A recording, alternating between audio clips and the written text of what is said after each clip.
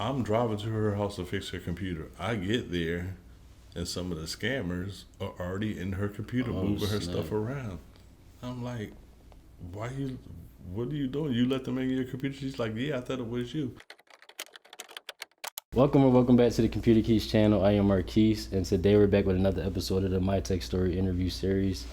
This is something I started to show that there's a lot of different lanes you can get into under this tech umbrella.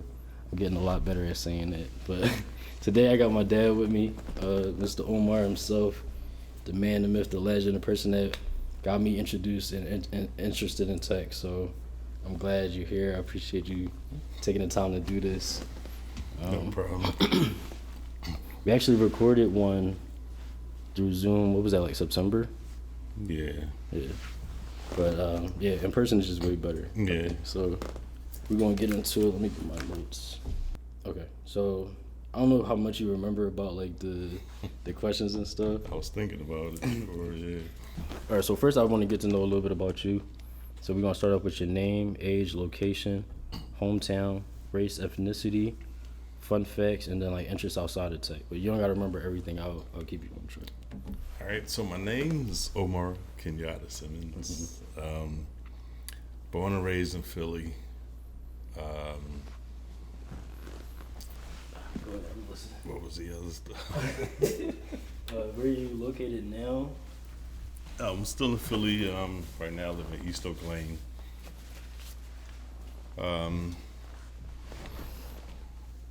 Been in tech for 23 years. Started in 2000.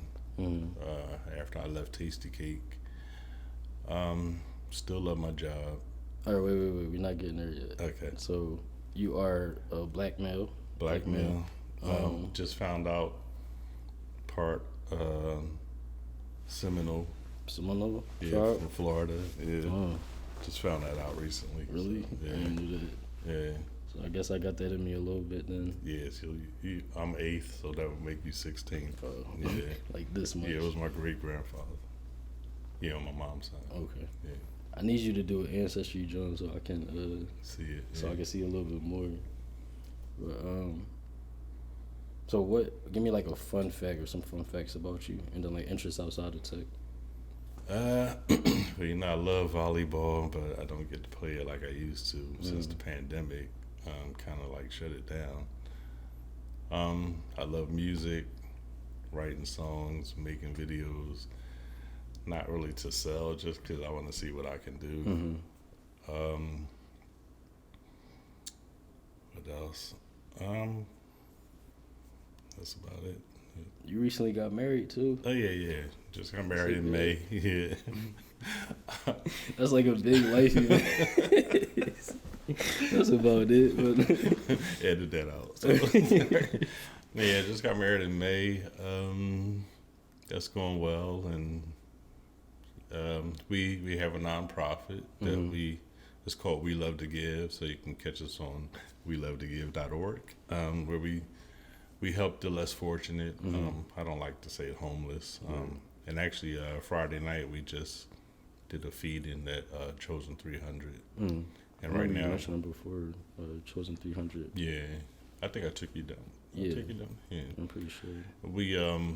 we're doing a campaign right now called Winter Warming Kits, where each kit may cost like $6. So people just donate whatever they want to donate, but $6 would get them a hat, glove, scarf, neck warmer, hand warmer, the kind that you put inside, a mask, and we're trying to get blankets too. So, but we're still working on that part. But yeah, so we did that last year. It's an annual thing that we do when it get cold. So last year we did it. We probably gave out like 95. Down. That's pretty good. Yeah, down in the city. So we're trying to even do more and trying to add blankets to it too. Because even while we were giving out the warming kits, they was like, y'all have any blankets? And we felt bad that we didn't have any. Right. And so lately we've been like, Shauna will make a big pot of spaghetti. And as soon as she make it, we just bowl it up. We just order these bowls. We bowl them all up and take them right down. And they be like, it's still hot. It's like, but they be loving it, and it just feels good to do that. So Nah, it's cool. I see you like posting about it and stuff. I don't know if we really talk too much about. No, what we y'all don't been really talk doing. about that. Yeah. Nah, that's cool. I didn't know that. So, well, when did that start, and like, what made y'all want to start that? We started that last year. Really like the end of the year before last, we started it, and then we just start really putting it together. So we got our board now. We're working on our the 501c3 status, so we can get more donations and people can actually write them off. Right. But a lot of people been donating. I designed a building for us, and it's hot. It's nice. What you make it in? Like I made it with Google SketchUp. SketchUp. I knew you was about to say. Yes, I love SketchUp. I love SketchUp. Yeah. I even built us a house on SketchUp. Yeah. But yeah, I made it on there. Only thing about SketchUp though, you got to have a powerful computer because after a while those graphics will like slow that thing down. You trying to turn it, you just waiting like 3D, like for 1D now. But yeah, I made it on there. So once I'm gonna snap a couple pictures of it, and we got a board meeting coming up, and I'm gonna reveal it at the board meeting. That's gonna be cool. Yeah. So I guess the next part was what made y'all like where would start that? Yeah. Well, as you know, I've been doing it for a long time, and I would take y'all with me to do it. And she has been too. And of course, with volunteering with FAF, I'm still a member of Prince Hall Alumni Foundation. And then I would just go down Chosen 300, but I didn't want to just be like that holiday giver person, So she was doing it, I was doing it, and we would donate money to other places, and we was like, we don't know where that money goes all the time. Right. So we started our own, and we was like, what can we name it? And so the We Love to Give, every letter in We Love to Give means something. It's long though. So, and I can't remember. I was about to say, do you remember? No. I can't. So, but it's on the website. So you go to welovetogive.org. Right. You'll see what actually We Love to Give actually means on the bottom of it. Yeah. But we put it I'll throw the site up and everything. Yeah. So we said if we do it, we know exactly where the money going. And all the money that people donate, it goes exactly to them. I mean, even stuff that we need, like the business type stuff we need to do, we pay for that ourselves. But the money that the people donate goes straight back towards people. That's cool. I love that. So later on, we're gonna get into like where you see not just your tech journey, but like your life in general going. So I definitely want to hear more about that. So I guess that also counts as like interest outside of tech or outside of work in general. Yeah, well, that and the music. Oh, and of course traveling. Yeah. You be out. So, you say you about to go somewhere? You say you going to Jamaica, right? Yeah, we about to go to Jamaica. In October, we were in Mexico. I think this year we did Aruba. I can't even remember the places we went this year, but we done been to Dubai, all over. Yeah, I know you went to. Did you go to London or something? Yeah, I went to London for the Eagles game. Yeah, when they played in what was that 2017 or 2018 when they played in London. And every year I'm checking the schedules, like, please be playing overseas somewhere, please. But no. Yeah, this year I know they didn't do it. Yeah, I think for the next 2 years they're not playing overseas anywhere. So, but I was wishing they was playing like in Germany or something. Yeah. I would have went. So. Yeah, I know you. We went to the Dallas game. That was when I was still in college. Yeah. So we gotta do that again now that I got a little money. I can actually take care of myself. But nah, it was cool. It definitely was one of my great experience. The Eagles won. Yeah. So we walking through, the Cowboys fans, man. It was so much fun. Trying to keep us from high-fiving each other. That was a good time. We went into the dollar store. With the Eagles stuff on. Yeah, it was crazy. No, that was a good time. Yeah, that was fun. So. Yeah, next time you plan something like that, I'm definitely with that. Now I got real PTO and stuff too, so I'm definitely with it. Yeah, definitely. I'll let you know. Yeah, this year I went to Jamaica for my birthday in February. That was my first time leaving the country. Yeah. I got my passport last year. Oh, so, did you?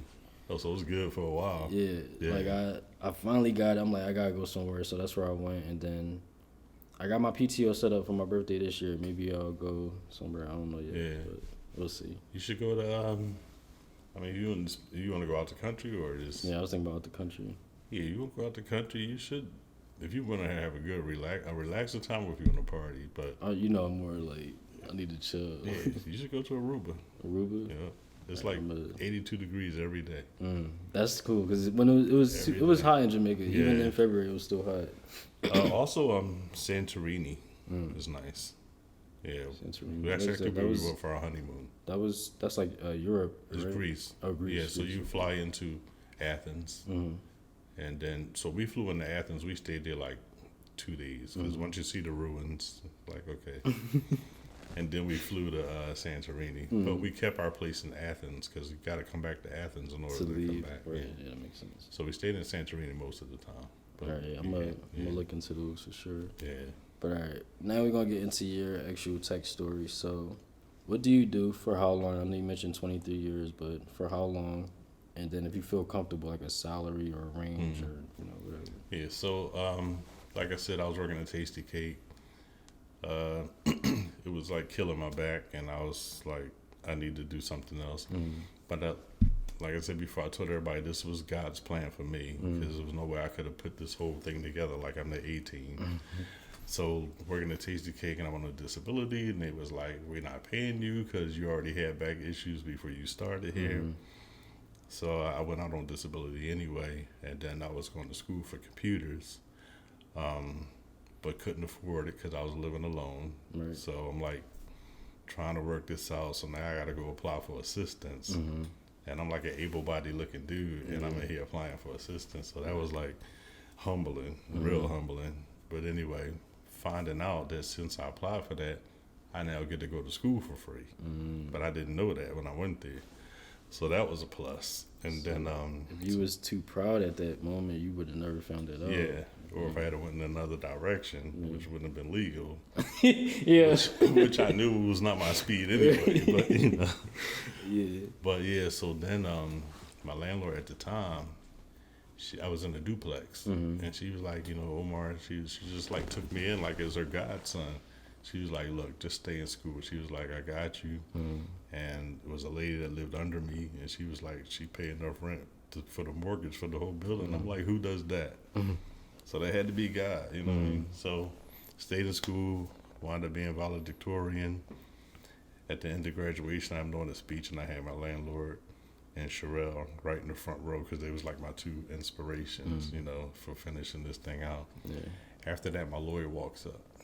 After the graduation, after the speech, said Tasty Cake lost their case. Gave me a lump check. I started my business. I paid people back who I borrowed money from. And it was like off to the races, but I was still afraid to go all out on my own. So I was working at Micro Center until 2003. So I started in 2000, started my business, but I was still afraid. I see. Okay. But as I gained more and more clients, and I was gaining them up near Micro Center way, so these are nice clients, And so I'm gaining more clients, and then I'm like, I don't have time to go to Micro Center. But so I was like, can I just come on the weekend? They was like, yeah. And then I'm like working all week with the clients, and then I'm going to Micro Center on the weekend. Right. And it's like, I'm tired. Do I even need to go? Like, so after a while, I told them, I couldn't do it anymore. But they was real understanding about it. And to this day, sometimes if you go in there and ask them, like, do you have anybody to do home services? They'll refer you. Yeah, they'll refer me. But, I'm not a part of Micro Center.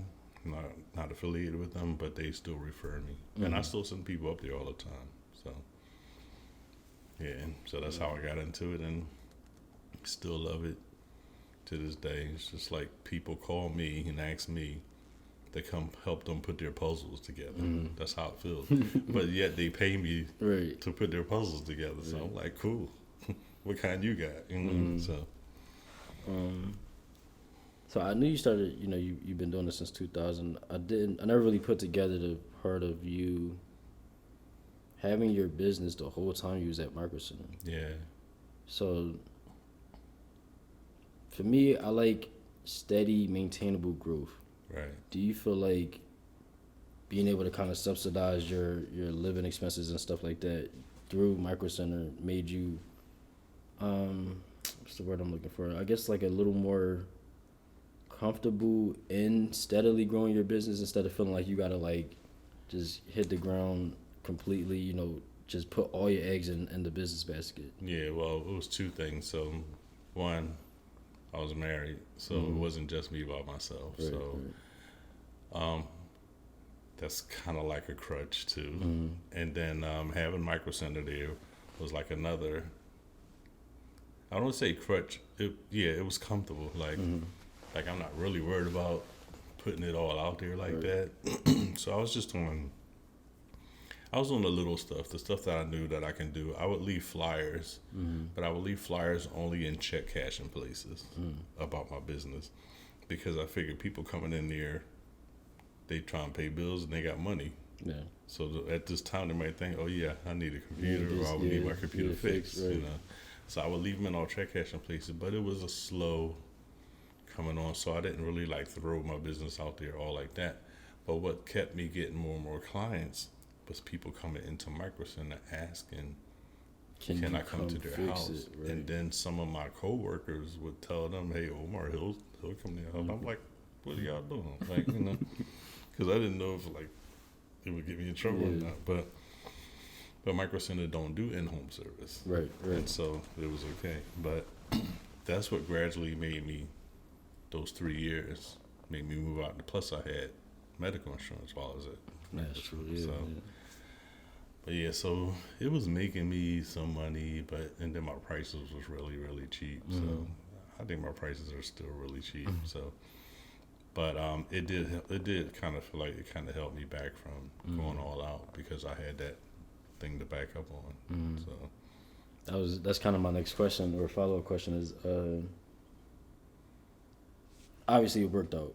yeah. But do you feel like you would be maybe a little farther had you just said, I'm just going to go in with the business? Actually, I don't, because I just feel like what God has for you is for you. Right. So wherever I was supposed to be, that's where I was at. Yeah. And sometimes, you know, as a saying, it goes something like, you know, people make plans, but God has other plans or something like that. So I could have made plans like, I'm gonna go all out, I'm gonna hustle, I'm gonna do this. But that don't mean you shouldn't do it. I mean, if you feel like that's your calling and that's what you're pushing you to do, then do it. But I just felt like the way it happened was the way it was supposed to happen. So I can't say, oh, I regret not pushing harder in the beginning, because maybe I wasn't built like that yet. Maybe I wasn't ready for that yet. Probably, that's what I'm saying. Like you probably had to work your way to that. Yeah, like so that. it was like stages. Yeah. You know how people say there's levels to this thing. Like, yeah.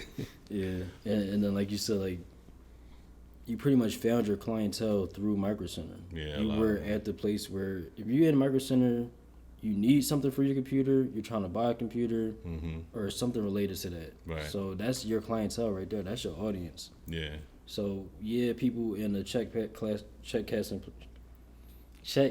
place might have money. Right. That money might need to go to other stuff. Right. A computer might not be as high priority Right. compared to somebody in Micro Center looking for something. So it seemed like you was exactly where you needed to be. Yeah.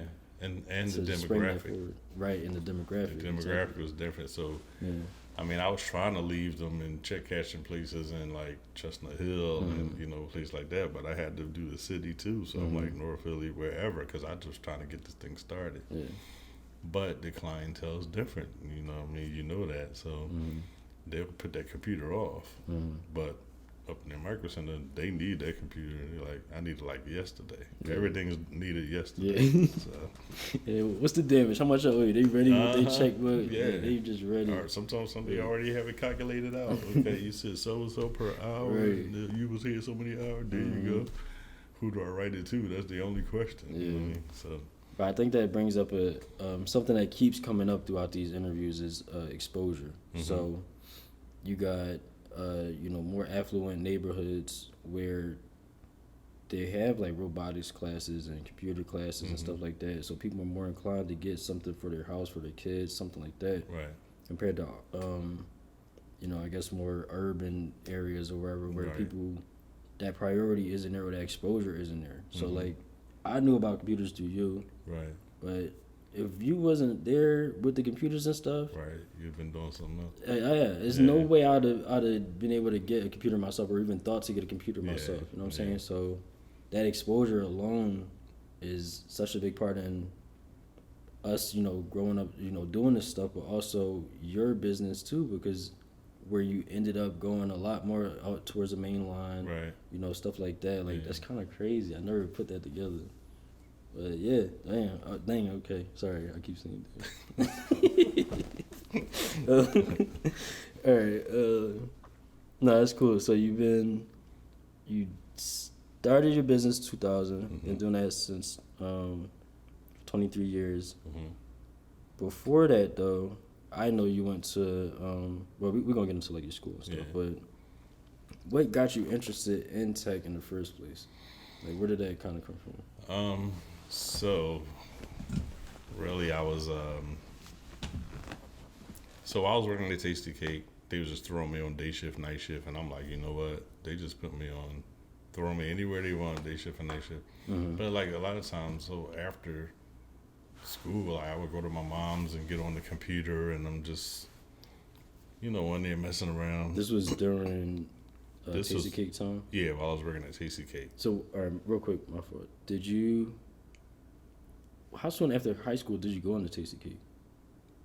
I didn't go like right after. So right after high school, I graduated from Gratz. I only went to Gratz 1 year because I went to Dobbins before that, but then they tried to make me do another year because of my operation on the spine. Yeah. So right after Gratz, I started working at Favorite Shoe Store. Right, okay. That's like 18, 19? Yeah, 18, yeah. So I'm working there, and it was an okay job, and I liked it. Met a lot of women, but it wasn't paying a whole lot. And then one day, Tifa and I was late for work, and me and Tifa was walking. I was like, I'm already late for Favor. I'm gonna go in Tasty Cake and just fill out apply. Yeah. I applied on a Thursday. They called me on a Sunday. It was like, you want to come in? I'm like, yeah. But I put on my application that I had a rod on my spine. Oh, that's how you was it? Because they knew it had something. So for the people that don't know, my dad has scoliosis. So, and what were you, 16? Yeah, you got your first so I was surgery? Yeah, I was going to Dobbins. I was 16. I was in the 10th grade. Or 11th. Anyway. You're 16, 10 or 11. Somewhere in there. But, so that happened when I was 16. So that was a whole year I didn't go to school. I only had like the tutor to come in and teach me the regular stuff. But in Dobbins, you got to have your shop. And my shop was architectural graphics. So I thought I was going to be an architect, And I loved that too. All the drawings and everything was technical. Yeah. And I had all the equipment and everything. But she didn't know anything about that. So when I went to go back to Dobbins in the 11th grade, they was like... So you got to get that shop. Yeah, you got to get your shop. Because shop is like 3 periods out of the day. Right. Everything else is like 1 period of math, English, whatever. Right. So they was like, you got to go back to 11th grade. I was like, I'm not doing this again. And that's when I left and I went to Gratz because they put me in my right grade, in the 12th grade. So that's how that happened. But when I did fill out for Tasty Cake, I put on there that I had scoliosis and I had a rod on my spine. So I didn't lie. I was honest with them. And they hired me anyway because they just needed bodies up in there. So that's how I got in there. And Favor tried to offer me a management position. I was like, yeah. To keep you? Yeah.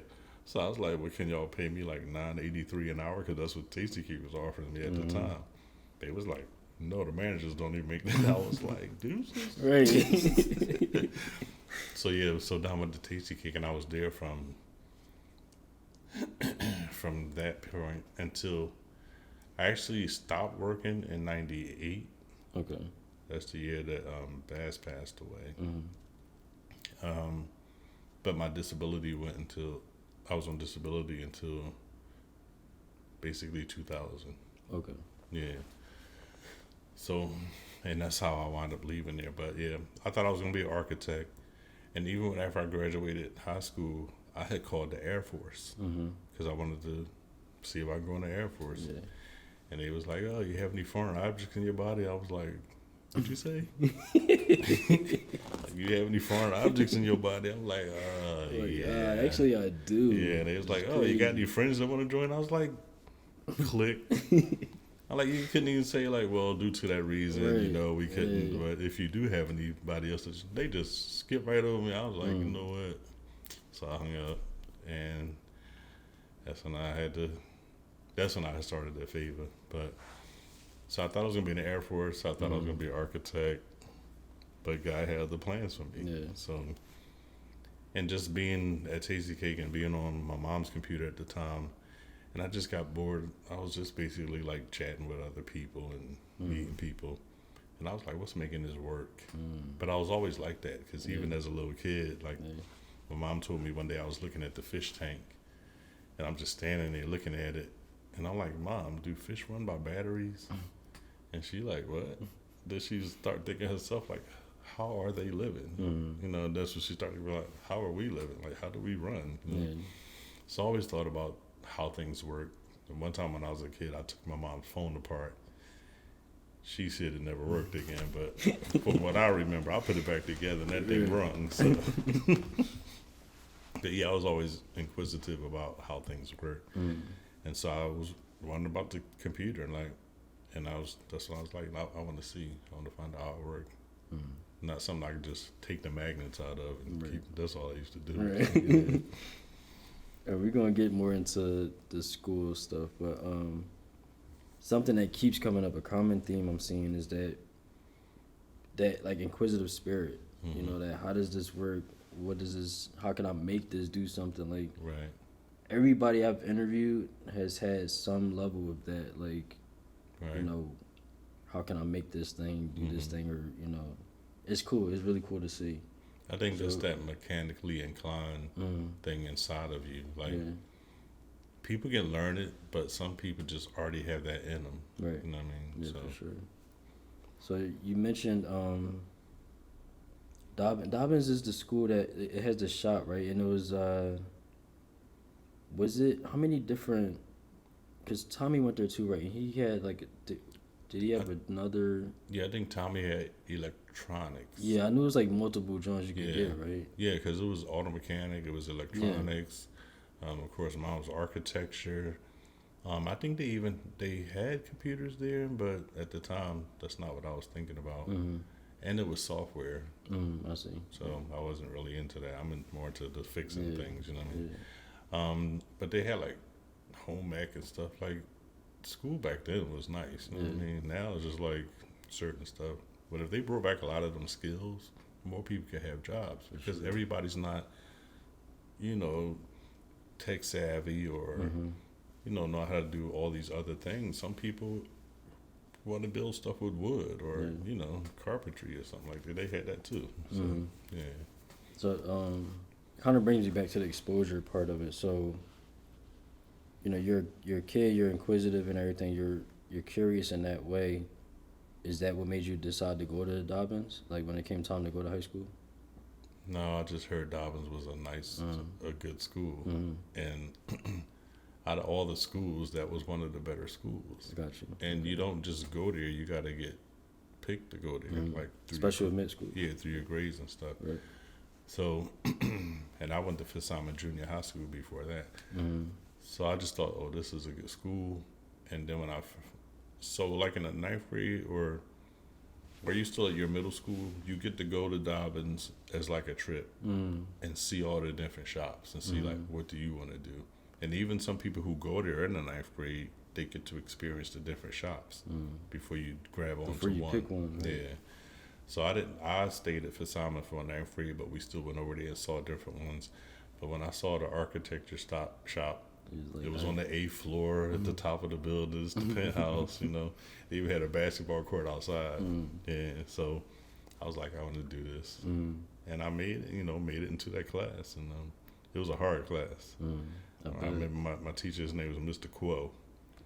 Yeah, so, he's an Asian teacher. And we sitting there doing our drawings. We're like, yo, this is going to be an A. You take it up to Mr. Quill, he be like C-. We be like, Yeah. what? Like Mr. Quill, you Hey. tripping? Like, what you do, China? Like, But no, it's crazy because that exposure, man, that exposure seems like is everything. It literally is the difference between somebody doing this stuff and not doing this stuff. So having a school like that where they expose you to that type of like that level of that's crazy. yeah. Is Dobbin still like that? Do you know? I'm not even sure because it was called Dobbins Vocational Tech at the time. But you know how they've been changing stuff. I don't know what's what now. And, you know, I've been out the loop since all y'all grown. So Yeah, right. You don't need to know. yeah, I mean, I got grands now, but they not even at that stage yet for high school. So, and then back then, like the architecture, like now you use like the computer to do your stuff. Right. But back then, there was no computers involved. Right. You was just like doing everything on your board, on your drawing board, and yeah, so it was hands on. But yeah, I didn't have exposure to like computers until we had a computer class in there, and it was all about software. And I kind of knew in my head, like, I was saying I didn't want to do software. But what's funny is, like, when I went to school, I wound up going for software. Yeah, so full circle. Right. Yeah. I mean, software back then was different, too. Like, Yeah. it was a lot. I don't think I would have wanted to do it either. But, no, that's crazy. I'm glad because even before when we did this before, I don't think I got that much into like Dobbins and like that seems like a very. I hope they still do something like that because those trades or like those other types of jobs that people not really thinking about is so important. So. Yeah, and it'll keep more people employed. Right. If they have more diverse jobs, but now everything's like pushed towards tech or. Finance, well, not even really finances. You don't really learn that in school. I see a lot more like people trying to go maybe into healthcare to you know different lanes with that. But it seems like like you said, like a lot of those jobs that the woodworking jobs, the carpentry, you know, electronics, the stuff that's going to be around, and we need people for.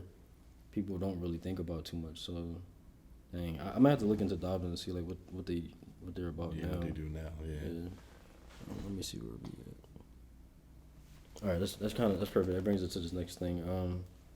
So was tech always your first plan? It seems like something along those lines where you're, you know, critical thinking, problem solving, thinking outside the box, hands on. You know, that all of that seems like it was always in your plan. So it's funny you mentioned the Air Force because Heather said that her original plan was the Air Force too. So. You wanted to do architecture, ended up having to move out of Dobbins and into Gratz, so that kind of came to an end. Right. I do want to know what that was like for you. Yeah. Because I know mentally that had to be... It was real disappointing. I would imagine. Yeah, because I wanted to graduate from Dobbins. Right. You know what I mean? Cause, and finish what you started. Right. You know what I'm saying? Like, yeah. All right. Well, I want to get into that. Okay. But, so you wanted to do architecture, couldn't do that. Wanted to do the Air Force, couldn't do that. So it seemed like it was like pivot.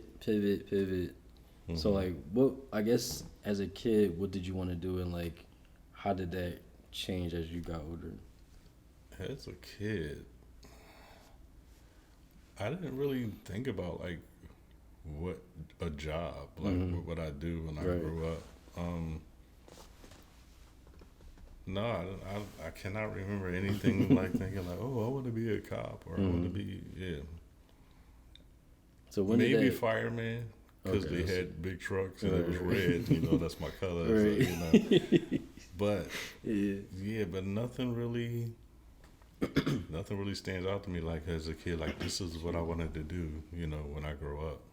So when did that flip kind of switch into I want to do architecture? When I went to Dobbins to see all the different shops. So it was either going to be electronics or architecture. But seeing all the pens and stuff that they had, because, you know, you had to do different shades of colors for different stuff, and it was so technical. And I just thought them drawing those buildings look so nice. Yeah, it is really cool. Yeah, so I mean, it's like SketchUp, you know, but on the computer. Right. And when I saw that, I was like, that's what I want to do. Yeah, and build buildings for people, and people walk down the street and be like, that was created by Omar Simmons, Right. that building right there. Right, Yeah. right. So, but that didn't work out. So, All right, so I want to get into. We're gonna do it like this. There's multiple pivots. I want to know your mind state at each pivot. Each pivot. So first pivot is you're studying architecture. That's your shop. Your back pain from the scoliosis is too bad. You have to get surgery. Right. What is that like? So, while I was 16 and I'm at the doctor's office with my mom, and they like, you know, they pulled me into the office, not just a checkup place, and I'm like, this can't What's be good. happening? Yeah. Right? So they like, you saying scoliosis, and yes, this curve is 60 degrees, like a S. So I'm like, what does that mean? You know, I'm 16, and I'm like, this is the time I'm supposed to be like playing sports, exactly. meeting girls. Right. You know what I mean? So then they was like, you gotta have an operation on your spine, and they had to put a rod on my spine. It's like this whole heat wave just came over me like whoosh, like it was just hot in that room, and I'm just standing there like I'm 16, but I didn't blame God though, because some people be like, God, why are you doing this to me? But I just kept thinking I'm 16. So next thing I know, it was scheduled and everything. Operation cost a whole lot of money. So I never even thought about that part of it. yeah, like a lot of money. So they did the operation. I remember they showed it on Channel 12 actually. Yeah. Your operation? Yeah, they did it at St. Christopher Really? for children. Yeah, because I was a minor still. How did I never know that? Yeah, they did it and they showed it on Channel 12, and I remember watching part of it because I could not watch the whole thing. But they like put this plastic over my back, and then when they took the scalpel to cut down, Because I know you got that scar all the way down your back. And when they did that, you just see the blood start trickling over like the plastic and stuff, and I was like, This is on Channel 12? it was on Channel 12, yeah, like back in the day. So, but after the operation, I had to stay in the bed for 3 months. Couldn't do nothing, so we had a bed in the living room. Yeah. In my mom's house. I remember you saying that. Yeah. So that's where I learned my patience, because I could not get out the bed. I had on the cast from my neck to my waist, cut all the way around, and they just put a hole in the middle. That's what started my stomach. Yeah. I was like, what the hole for? Because when you eat, you know, your stomach on, but it never went back down. So that's my claim. But anyway, so I tell people like, so right now I'm 5'10", but I tell people technically I'm 6 feet because that S took away 2 inches from me. Yeah, so, but yeah, so for 3 months, anything I wanted done, I had to ask my mom or my sisters or my brother. You know, I couldn't do anything, so I had to learn patience. That's all I could do is have the remote and click channels. That's all I can do. Even this is at 16. Yeah. So after that, I'm thinking they like, oh yeah, after 3 months, you know, you'll be able to get up and stuff. They had to make a brace for me. And I'm like, why do y'all start that early? So I had to stay even longer. Oh, to wait for the brace to get made? Yeah, I had to wait for that to get made. And I'm just sad again. You know what I mean? It was like depressing. Not depressing like kids nowadays, but it was like semi-depressing. Like, I mean, you probably, to a certain extent, though, I could see how you would have a level of depression with that. Yeah. You know, at that age, you got all these plans that you're trying to do. right. You're talking about 10th or 11th grade, so yeah. I mean, I could see that. Yeah. So I couldn't play no sports, you know, because, you know, Tommy was on the football team. Yeah. I would have loved to have been on the football team, you know, because that's what we did back then before my operation and stuff. And so they had to take bone marrow from my hip and fuse the rod onto my spine. I didn't know So that. I had to cut on my side and down my Oh, you do gotta. yeah, the scar on my side because they took the do. bone marrow from there. I never see. Yo, Yeah. this is the dumb kid mindset. So in my head, you got the long scar and then the scar here because they had to flip your back. Oh, out. so like And an they L did it- shape. Yeah. Like, So I'm thinking they just did what they did and put that back and then sewed, but just because they had to go in that part. And so they then just get flipped my skin over. That's Yeah, what you that's saying. what in my head as a Nah. kid when I would see that joint. That's what I would think. Cause you never said this Nah, much yeah, we never- about it. So yeah. dang. Because, I never want people to feel like, I don't want people feeling sad for me. It was what I had to go through. And even as a kid, like I was, I'm laid back. So I was still laid back as a kid. It would bother me and stuff, and I would think about it, but I would never like lash out about it. So I just went through whatever I had to go through. And then after I got the brace, then he's like, oh, you can start walking around and stuff. So I'm like, therapy. Because I'm have to learn how to not totally walk, but I mean, you've been laying down for 3 Right. months, so yeah.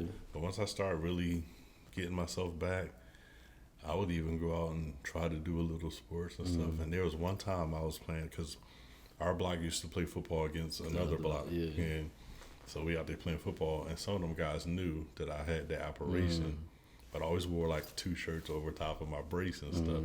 So we playing football. These 2 boys tried to hit me in the back. And I knew they ain't like me. So, but because our block was Stillman and theirs was like 26G. So they hit me in the back. And then both of them hurt their shoulders because they there hit was the a brace. metal rod Right. straight down on the rod, on the brace. Yeah. But I had on shirts over top of it. They like, man, what you got on? And I think one of them, I don't think he dislocated his shoulder, but it was hurt bad because he tried to hit me That's hard. what they good. Yeah.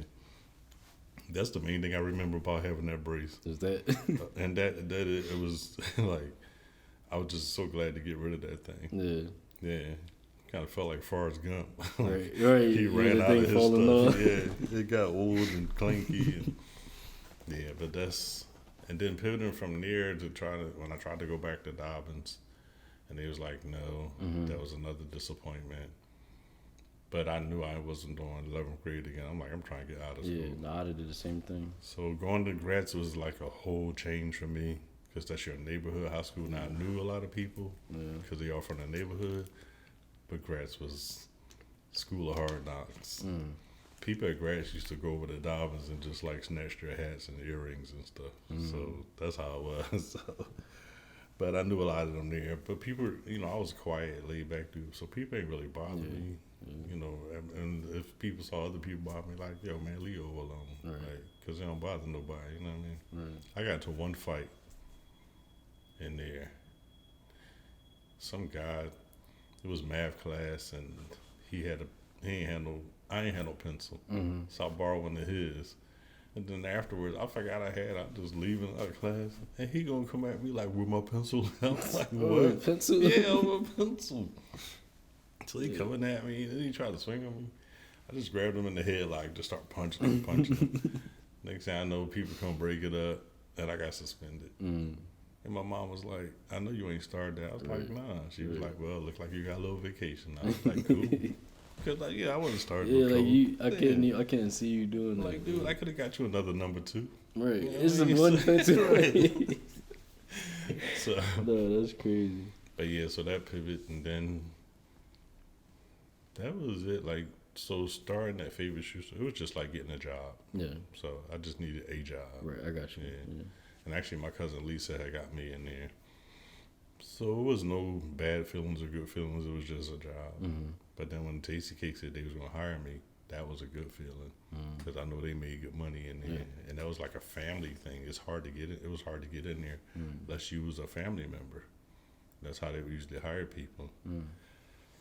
So I was glad about that. But then all that standing and packing them cakes. And even though they give you these mats, it's still, you stand there for an hour at a time packing cakes. So I don't know if people ever seen that Lucille Ball episode where it was like all these chocolates she was trying to get on the thing. She started eating them because it was like too crazy. It's a whole episode of Lucille Ball. But yeah, it's like that. Them cakes don't stop coming. So, but then that's when I had to try and find my way into school. Yeah. So.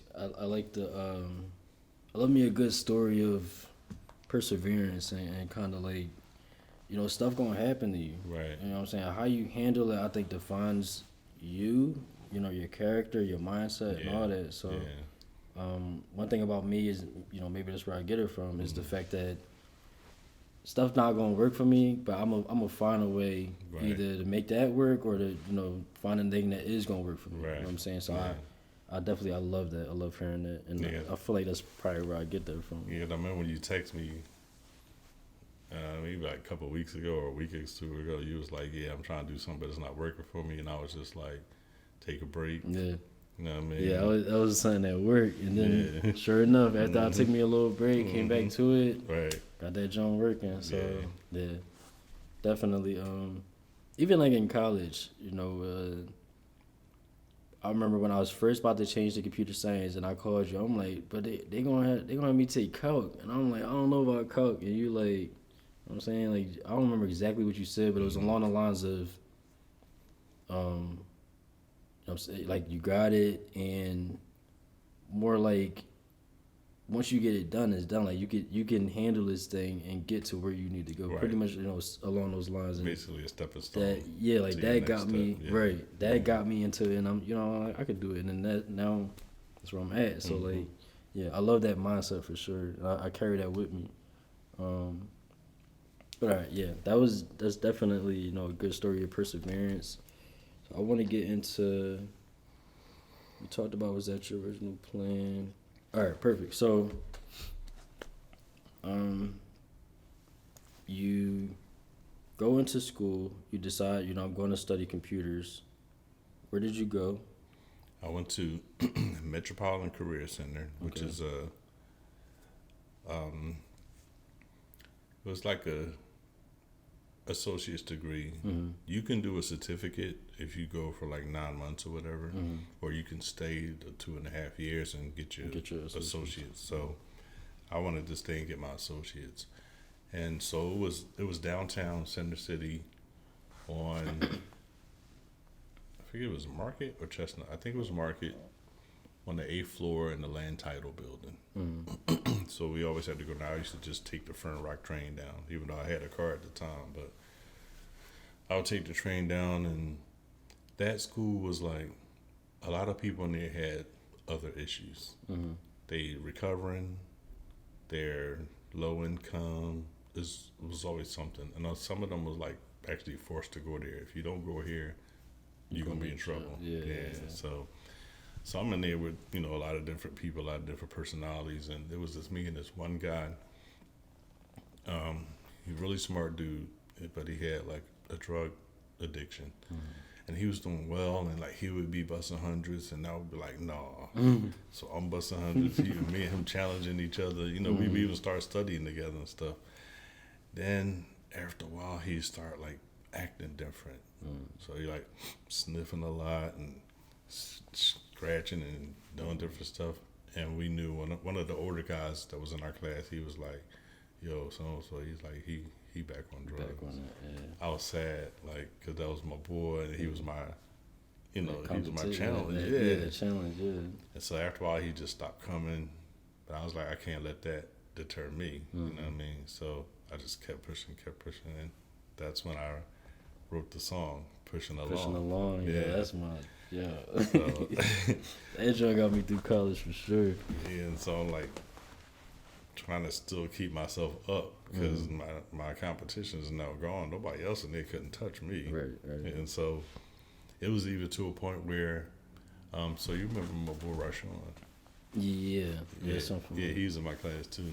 But it was to the point now where we're at the end of school. It's almost time to graduate. And they had to finish their web pages because we was doing software. Yeah.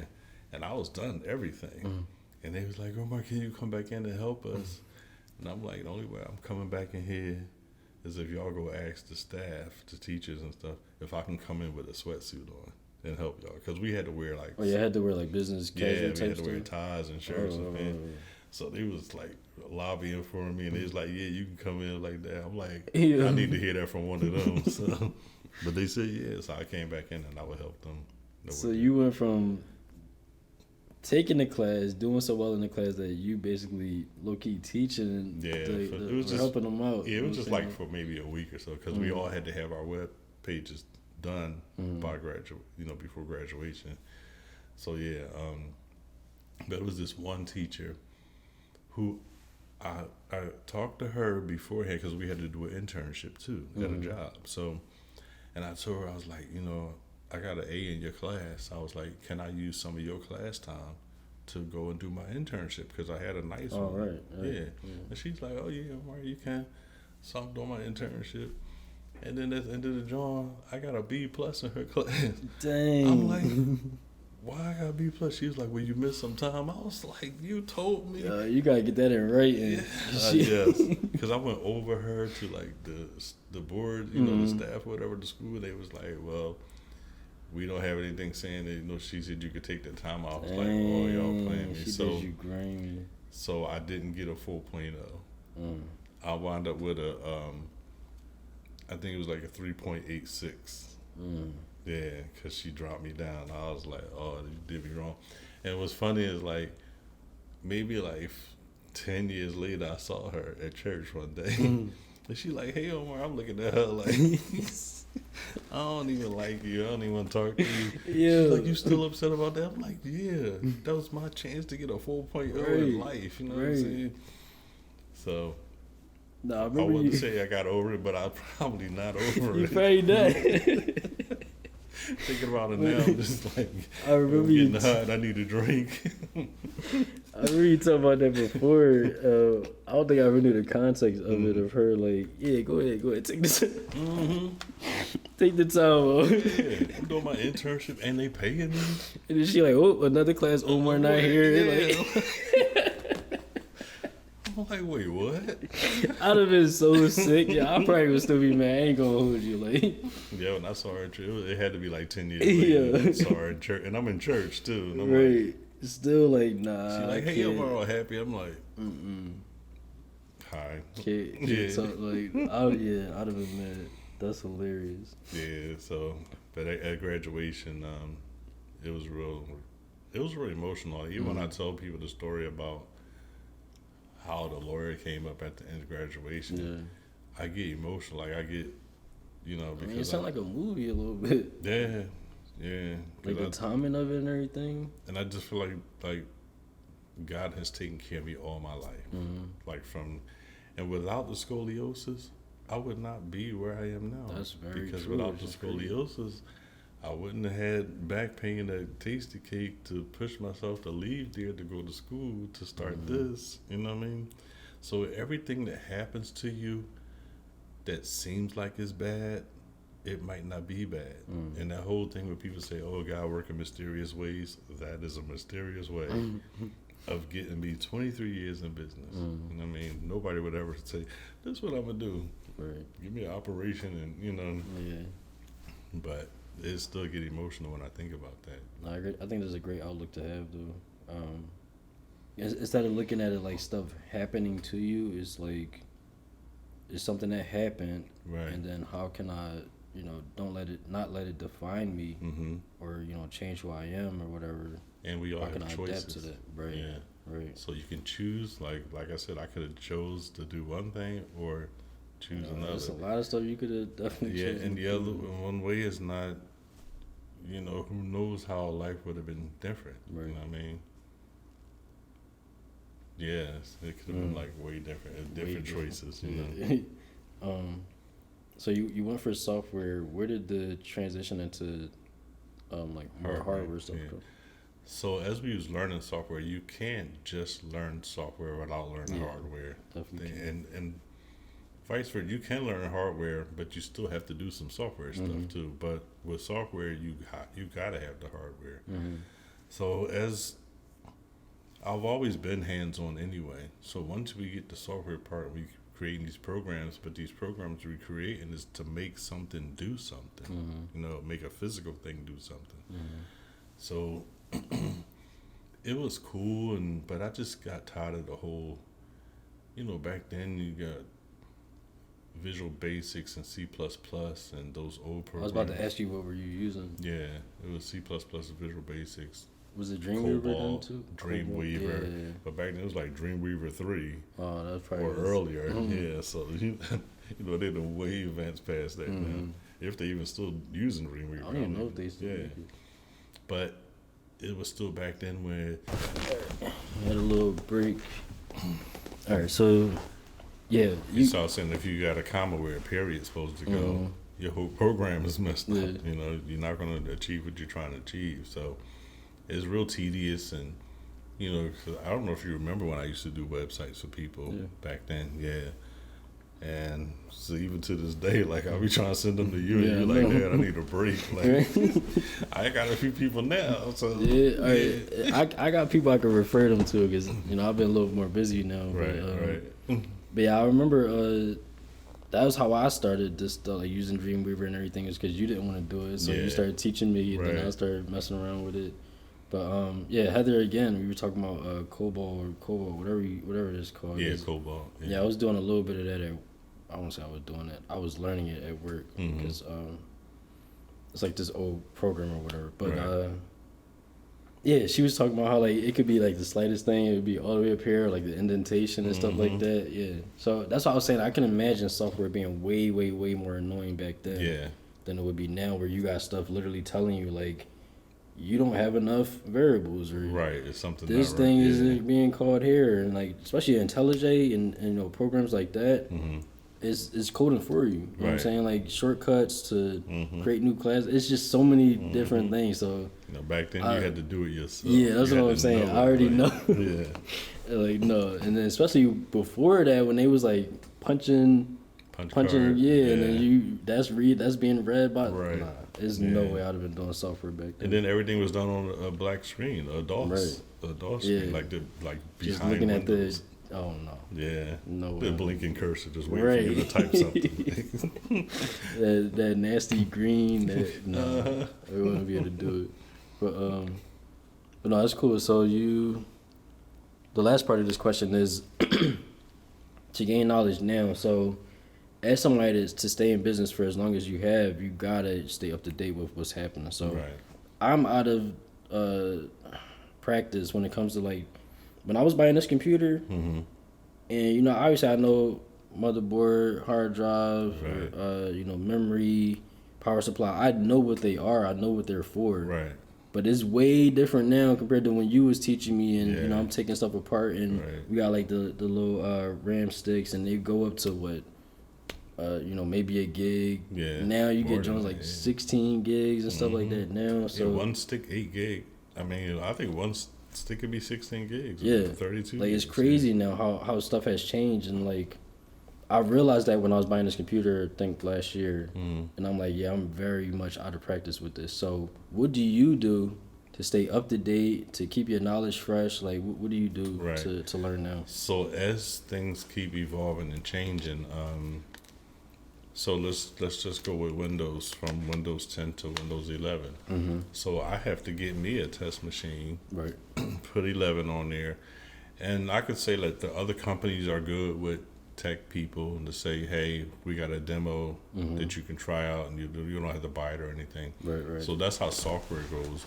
But when it comes to hardware, you have to be hands-on with it, and like so the hard drives are changed now. So they were, they went from the what they call IDE with the pens to SD.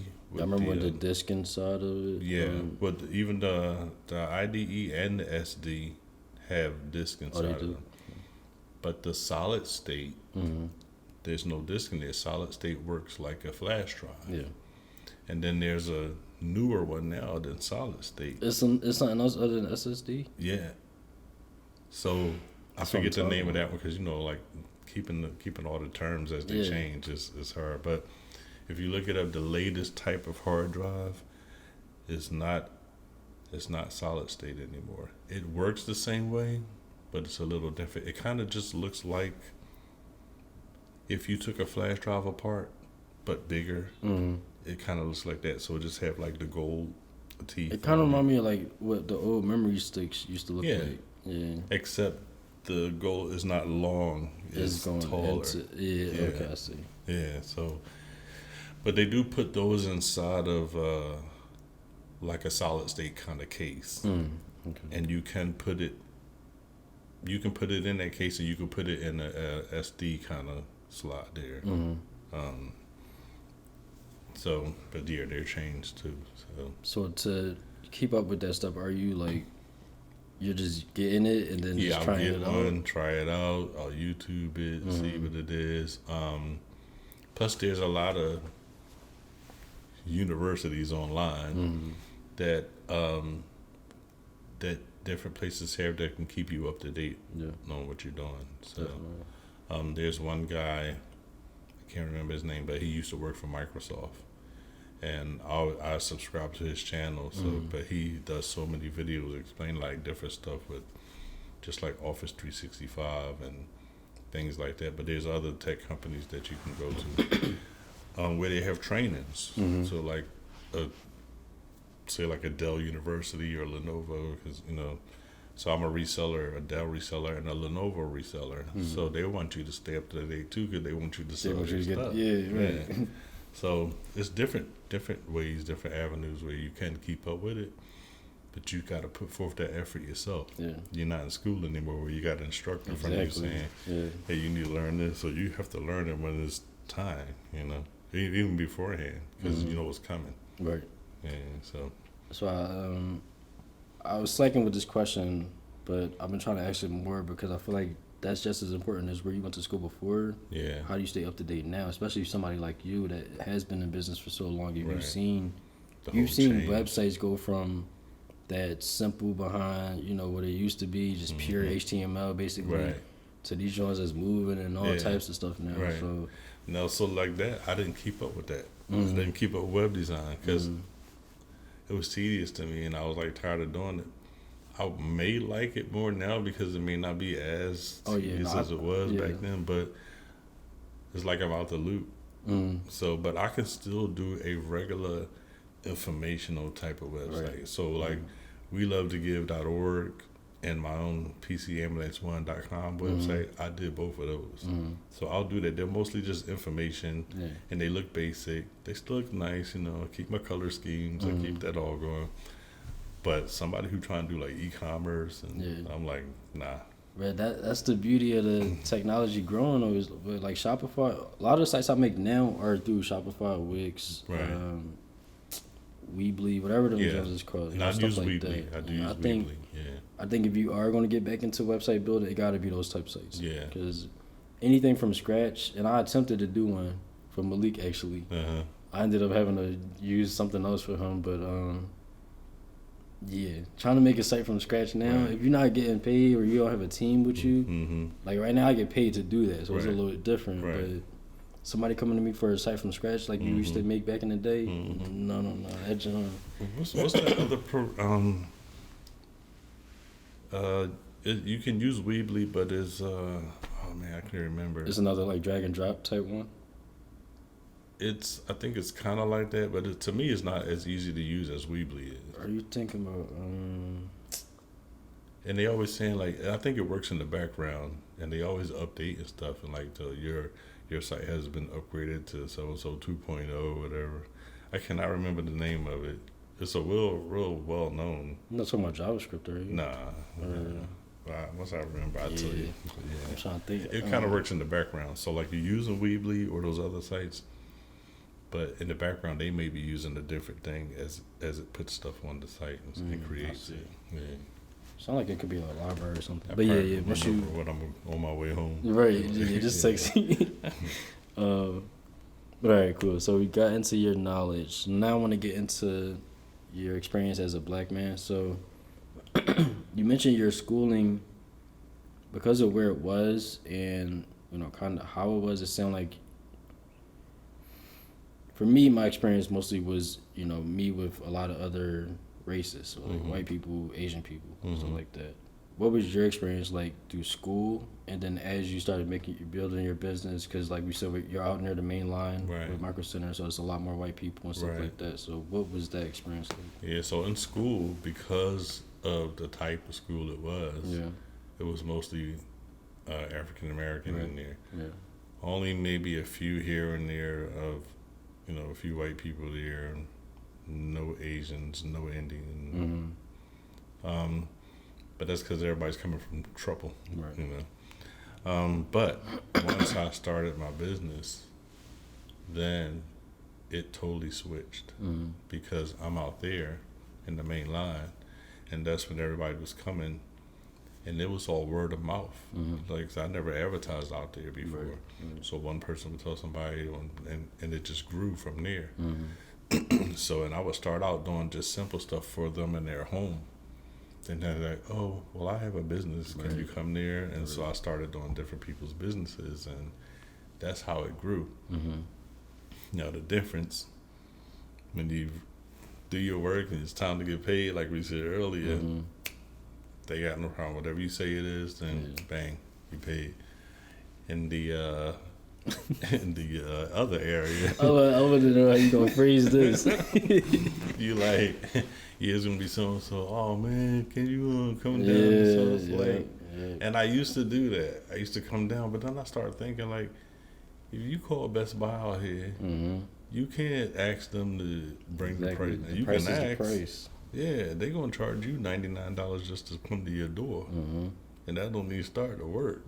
So that's when I kind of start not trying to be so much in the Philly area and like in the hood and stuff. But after a few years of me gaining more access out there, I start feeling like, even though I know they don't want to pay and stuff, my people still need help.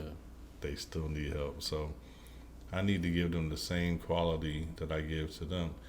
But then I found out, like, as I explained to them, this is what it takes for me to do this, they start to be more understanding, and then they know ahead of time, hey, this is how much it's going to cost me. Right.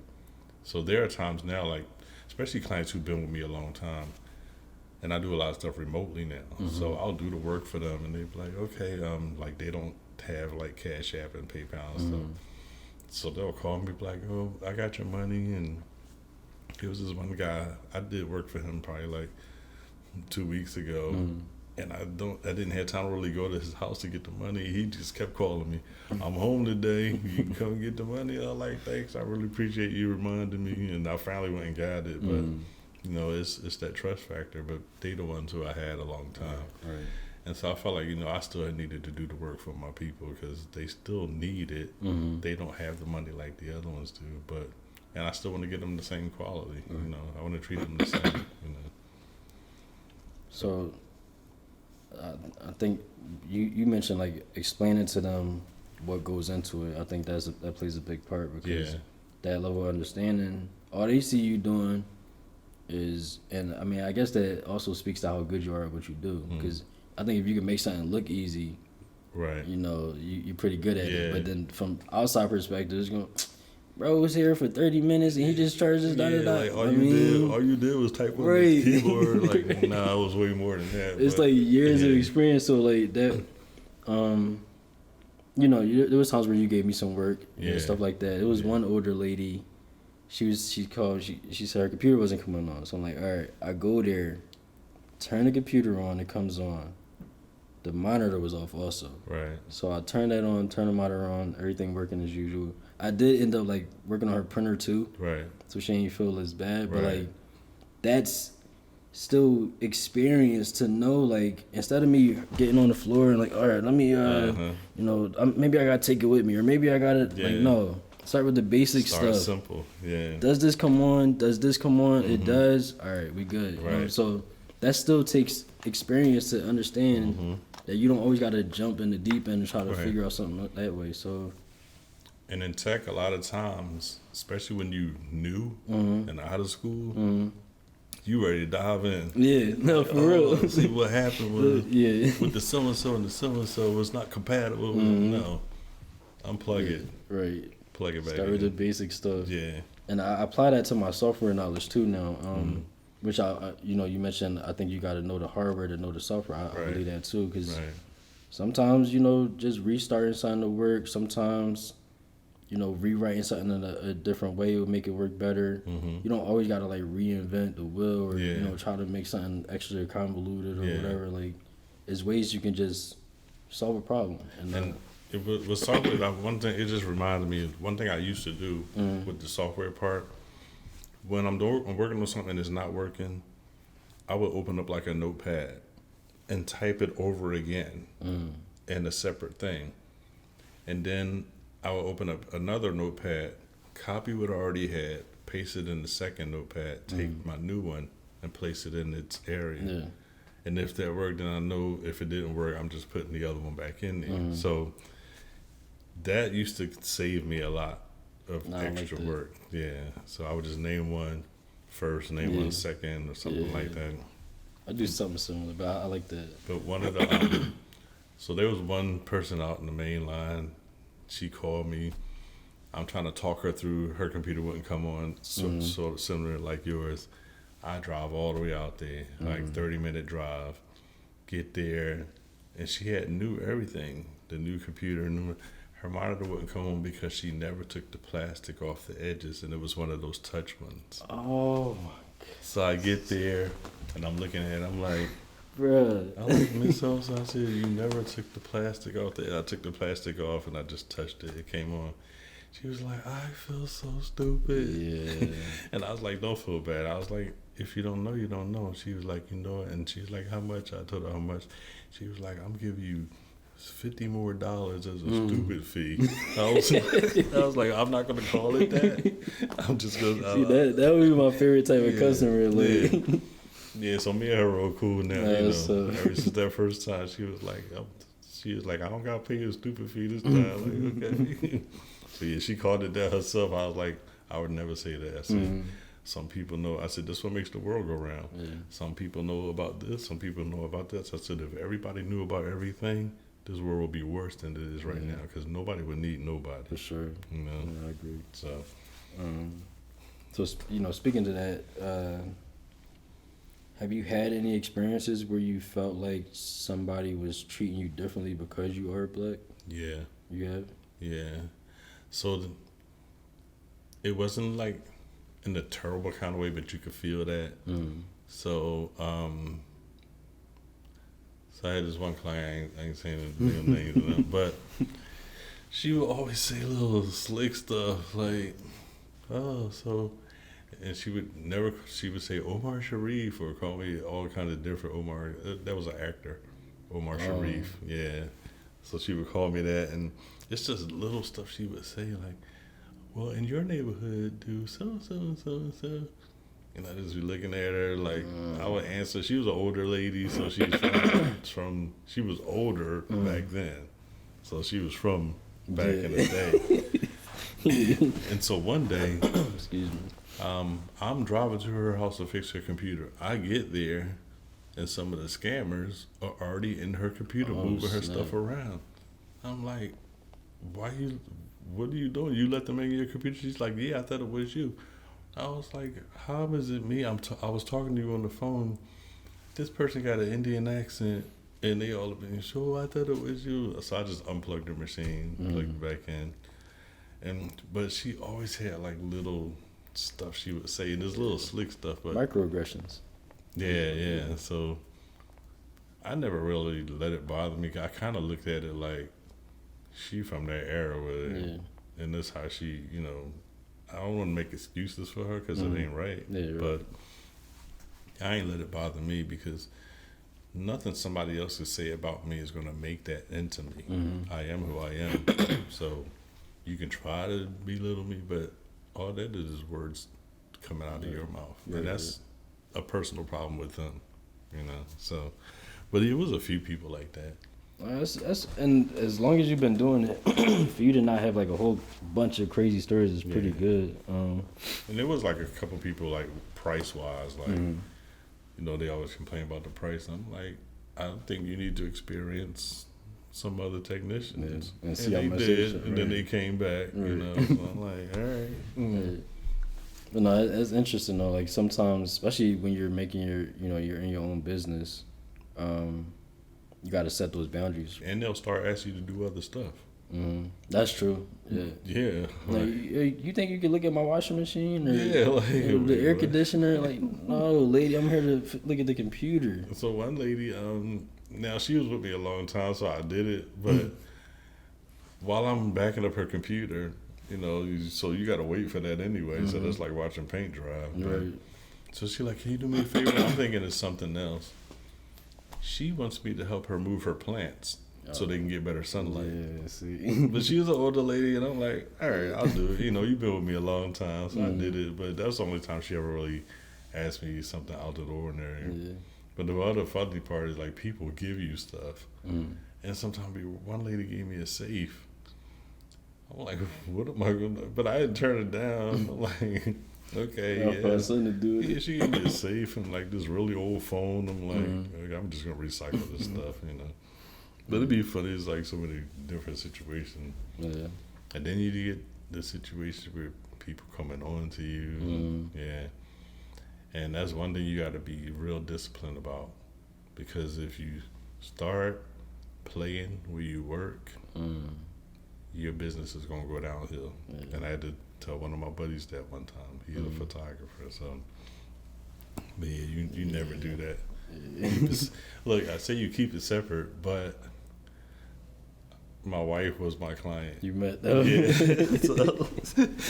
That's one exception. That contradicted, right?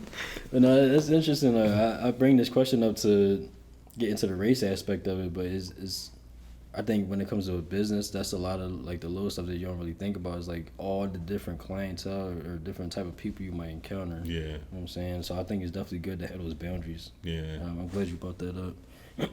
Also, like with different races, like going into different people's houses is different cultures. So like the cultural differences. Yeah. Yeah. All right, I don't know how much longer we got with these cameras. Okay. So, all right, I want to get into like what adversity or obstacles you had to overcome. We got into a lot of it already, so I don't know how much you want to spend on that. But if you want to expand on, the pivot you had to make, or the surgery, or like any obstacle that you might want to talk about. Only obstacles, taxes and healthcare.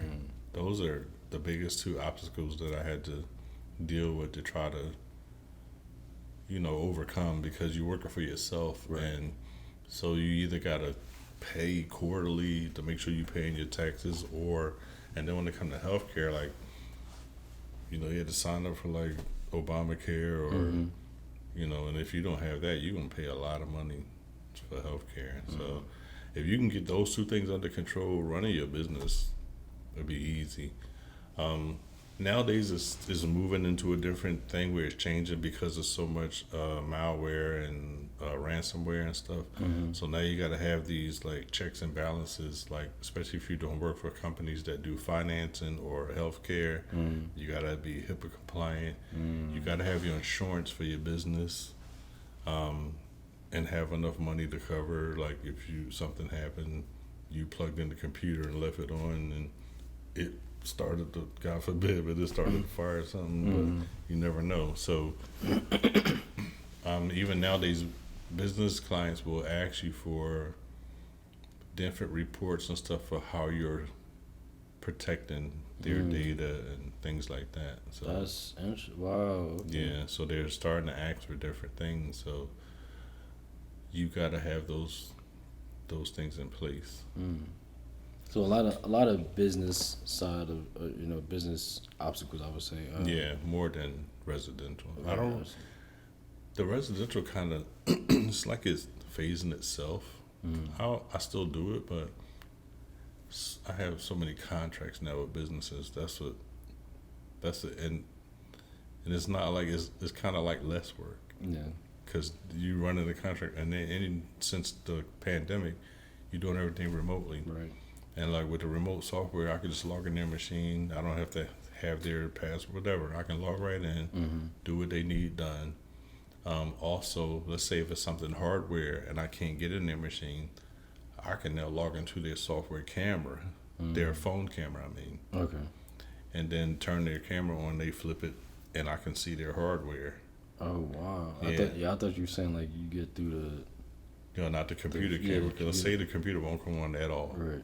And I say, well, do you have your cell phone? They say, yeah, and I send them a text. Go through the phone? Yeah, so on their phone, they'll get the text, they hit the link on the text, and then they hit allow to allow me to use their camera.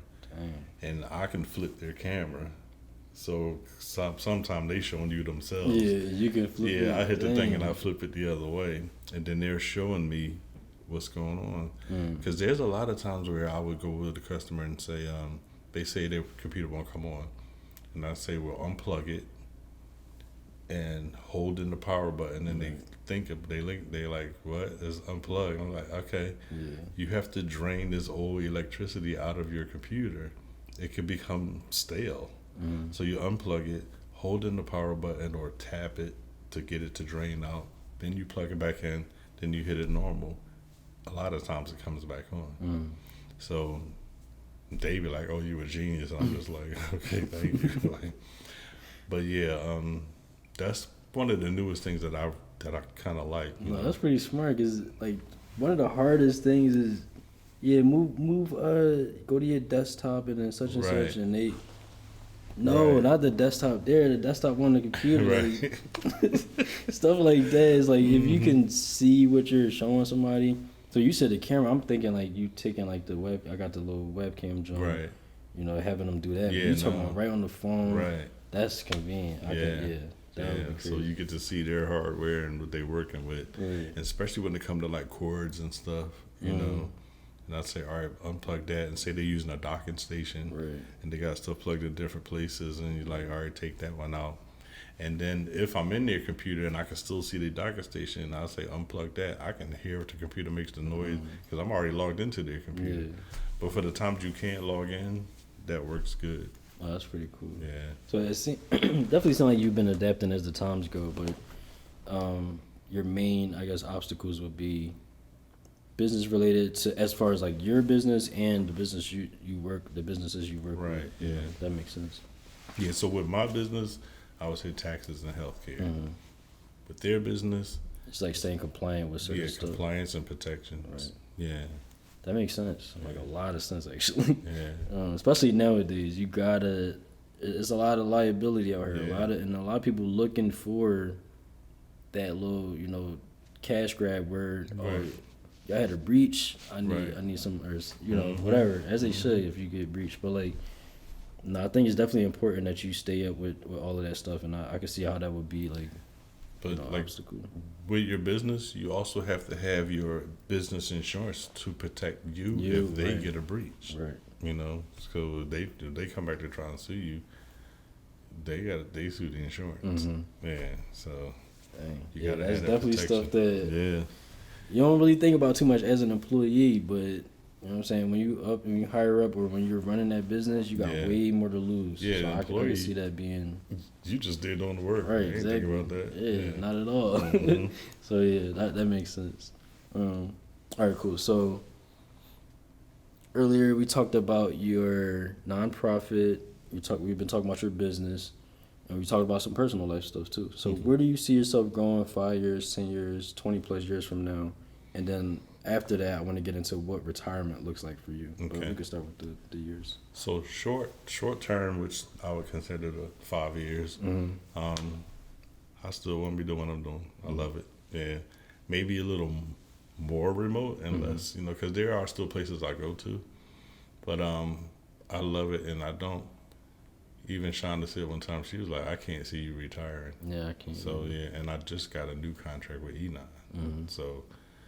And I'm loving that too. Like, it's great. So, I don't see me retiring, like, if that's God's plan, because he might be like, hey, it's time for you to hang up the tech stuff. So, but 5 years from now, I still want to be doing it, maybe on another skill. Now, I do have a plan that I'm working with Heather. I want to call it like the care division. Okay. Where you're working with daycares and home health centers and places like that. So I'm putting it together, slowly putting it together, because I'm doing that and working at the same time. So, but I wanted to be the care division and I really want her to be able to handle that. Like once it's in place, like you take care of all the care facilities. I can definitely see her handling it too. I already have some daycares now, so I would move those over to the care division, and plus gain more of them. You know? That's smart. I like that. But so that's my 2 years. That's not 5 years. But let's say 10 years down. I I'm the speed limit right now, so I'm 55. So 10 years, 65. I can still see me doing this, Yeah. but more into our nonprofit too. Right. So like once I get past that stage and I'm moving into more, hey, maybe it's time for me to retire. I want the nonprofit to really be up and running and maybe even have our building by then, and because in the building we have plans for like where they have showers to come and get cleaned up, have a barber shop and a hair salon in there for the females, of course feedings, counselors in different rooms if you have an addiction or you need a job, or you come in from the prison system and you have a record, or some people just need somebody to talk to. They can have a round circle table. But the building that we built got room for all of this stuff. So you guys show me that on yeah, sketch show. I'll show you. But that's hard. That's the big goal. That's like the long-term goal. Yeah, I love that. Yeah. So, but yeah, that's where I see myself into, and traveling more. Yeah. I mean, I might have to travel closer to home now with everything that's going on in the world, but I love to travel. So, yeah. No, that's cool. I could definitely see you reaching all of those goals. And you mentioned like the retirement thing. I can't really see you just like retirement in the sense of like the traditional sense, right? Like moving to Florida. Oh no, just laying around all day, not really doing too much. I can't really see you doing it. No. So, to some extent, I could always see you doing something with tech. And then like we talked about before, that inquisitive spirit, that hunger to learn doesn't go away ever. Yeah. So even if you aren't, let's say, doing PCM as one. Let's say you outsource and you're going about it that way. You're still gonna be doing something with this, like learning it, whatever. Yeah, I might not be doing it, but I may have contractors now that just do it. I'm just the back quiet guy now. Right, exactly. Yeah. So yeah. Nah, we're gonna touch back and see how these plans is going for sure. Yeah. But I'm definitely excited to see what y'all do with the nonprofit. I think that'll do a lot of good in the city. I think that's great. I'm proud of that. Yeah, our logo and stuff I put it all together. I actually got because I know you do. I love your logos, like how you create them. I was like, I need something like that. So when I saw the thing and I put it together, so it was, Sean and myself. So our logo is like a guy hugging the girl and he's pointing up. And it says we, and then it's love, and then to, and then give at the bottom. And our colors is green and yellow. So you're gonna have to send me that, John. Yeah, I want to put it on there and everything. Yeah, that's cool. I love that. And then outside of this, I want to talk to you more about that for sure. All right, cool. So we can start wrapping up now. Lately, I've been kind of combining these last two things. So I want to have like any tips you have for somebody that's, on a similar journey. Might be, maybe they're pivoting, maybe they're, running their business, anything. Any tips you might have for somebody, and then like, parting words or like your final words. Right. Tips for somebody who want to get into tech. I would say do your research. Make sure this is something that you want to do, because it's not for everybody. You got to have patience to be in technology, because things do not work the way you want them to work, and they really do. Sometimes it's like watching paint dry. So, but yeah, do your due diligence, research. There's so much stuff on YouTube now. You can't go in like without knowing anything. Right. But most people, I think, that would go into this have some kind of inkling that this is what I like. So. And do search on like the future. See what's coming up in the near future, and maybe not the near future, even like, so sometime when I look into like stocks and stuff like that, instead of buying stocks of like electric cars, I would get the stock of the places that charge the cars. So instead of buying, seeing the trend of where stuff see where it's going. So you got to do your due diligence with whatever you're getting into. Right, definitely. So don't buy the stock in the printer. Get it in the ink. Even though ink is going away now, it's like a different kind of thing coming up now. So you want to do your homework on whatever you're going to get into, whether it's technology or anything else. Like I said before, if you're going to be an entrepreneur, get those taxes and that health care. Without your health, you can't do anything. You can't run the business. You can't do anything. Right. So that part is major. Yeah. If you get the two under control, or you have a spouse and they have health care, run your business. And there's nothing like being an entrepreneur, though. I mean, you work a lot.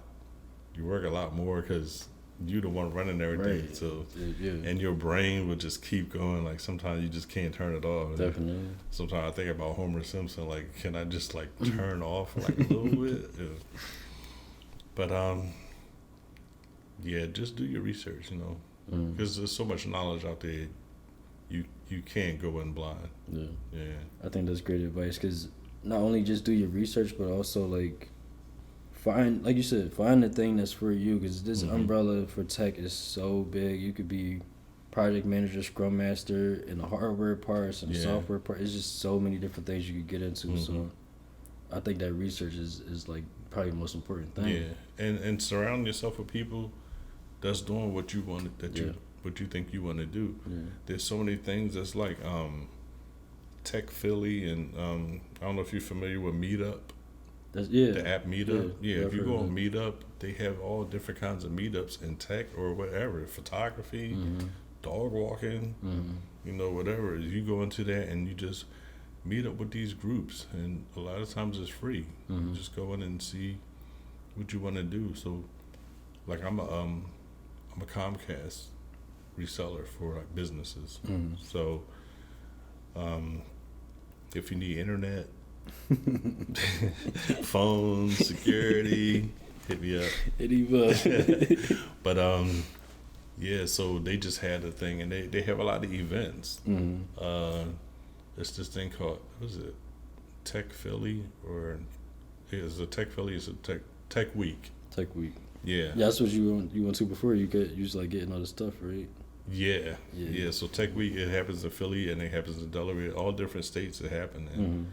And you go to different events all around the city, and then at the end is this party. Party's nice. So it's not a nerdy party. It's a party. But yeah, be around the people that's doing what you want to do. Yeah, that's good. Surround yourself with them. No, that's good. That networking, that research, that's like the two things I'm gonna pull away from that. Yeah. Very, very important. All right, so do you want to, as like your partner words, you want to like plug? You mentioned PCambulance1.com. I'm gonna throw all these on the John. What was it one more time? We love to give. .org. Yeah, we love to give.org. PCambulance1.com. You can check us both out on. We have YouTube channels. We are on Facebook, Instagram. What else? I think that's it. Yeah, I think. Yeah, I don't do too many of them. I don't know if you got TikTok. No, I don't have TikTok. Yeah, I got off of it. Yeah. But yeah, that's good. I love that. So we go, like I said, we gonna catch back up, obviously, and see like where everything is going in the future. All right. But yeah, other than that, I appreciate you coming out to do this again, because you did do this. Love you for Love sure. You too. Love you too. Yeah, I appreciate it. But yeah, we're gonna wrap it up here. It's been another episode of the My Tech Story interview series, and that's it. Y'all be safe. Peace. Can't hesitate what it's gon' be. You gon' stay and do the work, or is you gon' leave? You the type to keep the faith or not believe. When you put to the test, do you settle for C's? Oh no, don't answer me. Your future self gotta deal with it. Get out what you putting in. Whatever your decisions, gotta live with that. Gotta live with that. Get out what you put in.